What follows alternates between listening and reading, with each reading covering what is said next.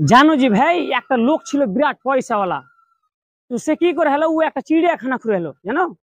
তো চিড়িয়াখানার টিকিটের দাম বুঝতে হলো যে ঢুকানি 50 টাকা করে হলো। তো লোক দেখছে টিকিট মেলে দাম, তো কেউ কিন্তু ঢুকে না, যে কি করে জানো, টিকিটের দাম কমিয়ে 25 টাকা করলে তাও বুঝতে হলো লোক ঢুকে না।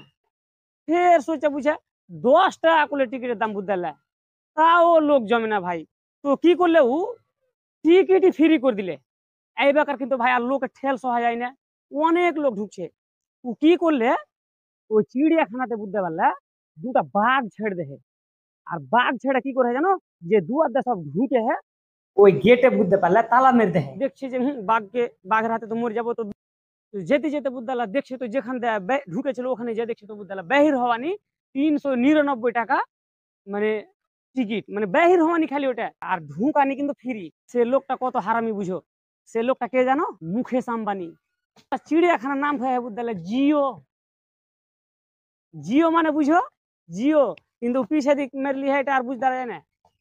এই হচ্ছে বড় লোকের কাহিনী, বুঝলাও। কষ্ট পাবে কিন্তু মরবে না, জিও যে চালাবে।